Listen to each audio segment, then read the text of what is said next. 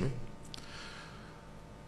ایک کام جو حضرت عبد المطلب نے ایک بہت ہی برا طریقہ، بری سنت جو کعبے میں رائج تھی، کعبہ تو معبد تھا شروع سے،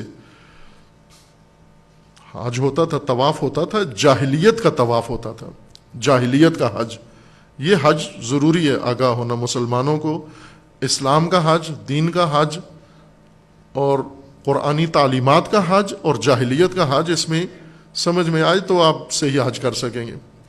وہ یہ کام کرتے تھے جاہلیت میں کہ جانور ذبح کرتے تھے، قربانی، جانور ذبح کر کے اس کا گوشت کعبے کی دیوار پہ مل دیتے تھے، کچھ خود اپنے اوپر مل لیتے تھے، کچھ پی لیتے تھے خون، اس کا گوشت لٹکا دیتے تھے کعبے کے ساتھ، جس کے بارے میں آیت نازل ہوئی کہ یہ غلط ہے۔ حضرت عبد المطلب نے پابندی لگائی کہ یہ حرکت نہ کرو۔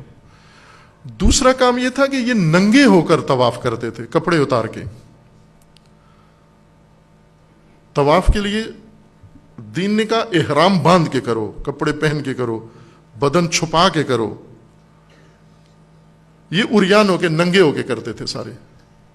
حضرت عبد المطلب نے پابندی لگائی کہ خبردار، آج کے بعد کعبہ کے گرد کسی نے ننگا ہو کے نہیں گھومنا، عریانی۔ یہ حضرت عبد المطلب کی سنت تھی جو دین نے قبول کی۔ ننگے ہو کے کون سی عبادت ہوتی ہے؟ ننگا ہونا خود ایک عیب ہے۔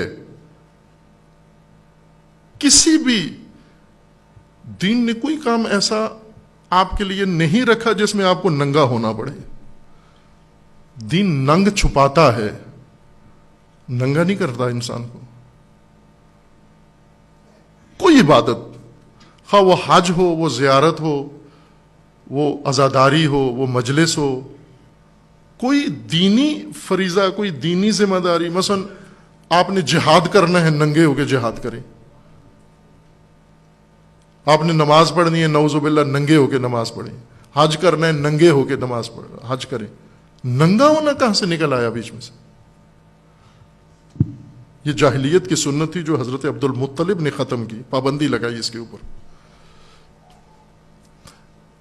اور وہ مانتے تھے حضرت عبد المطلب کی بات۔ آج رہبر مسلمین مسلمانوں کو، متدینین کو کوئی بات بتاتے ہیں وہ نہیں مانتے۔ وہ جاہلی تھے، حضرت عبد المطلب ان کے لیڈر تھے، وہ اس کی بات مانتے تھے۔ پابندی لگا دی کہ خبردار کوئی ننگا ہو کے یہ کام نہیں کرے گا، اور رک گیا وہ کام۔ اور دین نے بھی اس کے اوپر پابندی لگائی کہ خبردار حج میں کوئی ننگا نہیں ہوگا۔ ننگا ہونا ایک بے شرمی ہے، اور چونکہ یہ بے شرمی عمومی ہو گئی ہے، لہذا کسی کو دیکھ کر کوئی احساس نہیں ہوتا۔ نہ ہو عزیزان، گھر کے اندر اپنی اولاد کے سامنے ننگے نہ ہو، نہ ہو ننگے، بچوں کے سامنے ننگے نہ ہو۔ یہ گرمی لگتی ہے سب اتار دیتے ہو، بچے بھی گھر میں ہیں، بیٹیاں گھر میں ہیں، بیٹے گھر میں، یہیں سے بے حیائی گھر کے اندر متعارف کروا رہے ہو آپ۔ باپ ننگا ہو رہا ہے، ماں نامناسب لباس پہن رہی ہے، تو بچہ بے حیا ہی ہونا ہے پھر اس نے۔ یہ کہاں سے پردہ سیکھے گا؟ حیا سیکھو، حیا۔ لباس، اللہ تعالیٰ نے انسان کے جو نعمتیں قرآن میں گنوائی ہیں ان میں لباس ہے۔ کپڑے نہ، لباس۔ کپڑا اور چیز ہے، لباس اور چیز ہے۔ لباس جو بدن کو ڈھانپے اس کو لباس کہتے ہیں۔ اب بعض اوقات کپڑے ہوتے ہیں لیکن بدن کو ڈھانپتے نہیں ہیں، جیسے ٹائٹ لباس ہے، ٹائٹ کپڑے ہیں، میں لباس نہ کہوں۔ عربی اصطلاح کے مطابق ہم کپڑوں کو بھی لباس کہتے ہیں، لباس کو بھی کپڑے کہہ دیتے ہیں۔ اردو میں فرق نہیں کرتے، عربی میں فرق ہے۔ عربی میں اگر کسی نے ایسے کپڑے پہنے ہوئے ہیں جس سے بدن نظر آ رہا ہے تو یہ لباس نہیں ہے، کپڑے ہیں۔ باریک پہن لیتے ہیں نا عورتیں مرد، یہ کپڑے ہیں، یہ لباس نہیں ہے آپ نے۔ اور اگر ٹائٹ، اتنا ٹائٹ پہنے، کسا ہوا پورے بدن کے اوپر جیسے جراب کی طرح، بالکل اندام جس نے، اور اگر انسان نے کوئی کپڑے نہ پہنے ہو تو بدن اتنا نمایاں نہیں ہوتا، لیکن ٹائٹ کپڑے پہن لے تو اور زیادہ نمایاں ہو جاتا ہے، برملا ہو جاتا ہے۔ وہ یہ معیوب ہے، یہ بھی بے حیائی ہے۔ لباس پہنو، لباس جو آپ کی جلد بھی چھپا لے اور جو آپ کے بدن کے نشیب و فراز بھی ڈھانپ لے، مرد بھی اور عورت بھی، اس کو لباس کہتے ہیں۔ یہ لباس نہیں پہنتے تھے عبادت کے وقت، کعبے میں، گھر میں پہنتے تھے، کعبے میں آتے تھے اتار دیتے تھے۔ یہ کیسے متعارف ہو گیا ننگا ہونا، عزاداری کے اندر ننگا ہونا کہاں سے شروع ہو گیا؟ یہ کس نے ڈال دیا؟ شرم و حیا کے خاندان کی عزاداری ہوتی ہے، عصمت و طہارت کے خاندان کی عزاداری ہوتی ہے، عفت و حیا کے خاندان کی عزاداری ہوتی ہے، بیویوں کی ایک طرف سے۔ بعض لوگ ایسے ہیں، لکھنؤ کے مومنین ایسے ہیں، بعض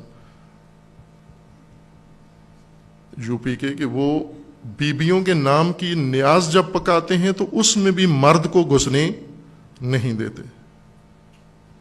مثلا بیوی کی زیارت پکڑے، میں نے خود دیکھا ایک مومن کو زار و قطار روتے ہوئے، تو میں یہ سمجھا کہ جس طرح ایام سوگ ہیں اور تو یہ اس کے اوپر کیفیت طاری ہے، لیکن وہ مسلسل روتے جا رہے تھے اور غیر معمولی انداز سے روتے جا رہے تھے۔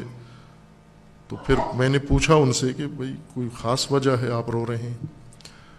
تو پھر وہ فریاد کرنے لگے کہ مولانا زمانہ دیکھو کیسے ہو گیا، کیا ہو گیا۔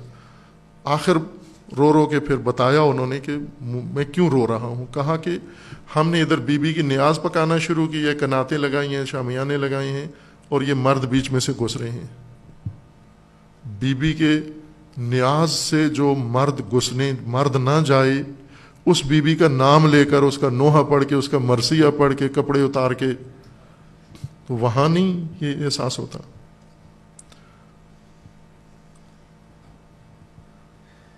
یہ تو وہ عظیم نام ہے کہ یہ نام آتے ہی انسان، اب دیکھیں نا، یہ خواتین بے حجاب و بد حجاب خواتین عموماً جب کسی مزار مسجد کے قریب یا کسی مذہبی آدمی کے پاس آتی ہیں تو دوپٹہ گلے سے اٹھا کے سر پہ ڈال لیتی ہیں۔ ایک ادب ہے، یہ اچھا کام کرتی ہیں۔ جب بھی مقدس جگہ پہ جاتی ہیں دوپٹہ پہلے گلے میں پڑا ہوتا ہے، پھر وہ نکال کے سر پہ ڈال لیتی ہیں۔ دیکھا نا، مثلا آپ کسی کے یہاں جاتے ہیں، قرآن جب پڑھا جا رہا ہو تو وہ فوراً دوپٹہ سر پہ لے لیتی ہیں، ہے نا؟ یہ خواتین دیکھا ہوا ہے آپ نے۔ خوب، یہ اچھی تہذیب ہے۔ یہ جب مجلس میں آتے ہو آپ، برفرض اگر بدن کا کوئی ایسا ننگا ہے تو وہ ڈھانپ کے ہو مجلس کے اندر، چونکہ خاندان عطرت، خاندان عفت، خاندان عصمت کا ذکر ہونا ہے۔ یہاں پر سیدہ کا ذکر ہونا ہے، ان کی اولاد کا ذکر ہونا ہے، بیویوں کا ذکر ہونا ہے۔ اگر نہ ہو، فرض کرو بیویوں کا ذکر نہیں ہونا، مردوں کا ذکر ہونا ہے، تو کیا مردوں، امام علی کا نام لیتے ہوئے ننگا ہو انسان؟ امام حسین کا نام لیتے ہوئے ننگا ہو انسان؟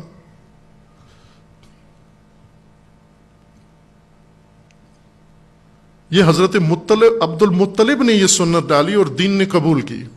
ننگا ہونا مرد و عورت کے لیے کسی جگہ بھی جائز نہیں ہے۔ صرف ایک جگہ پر اپنا بدن دکھا سکتے ہیں میاں بیوی ایک دوسرے کو، بس۔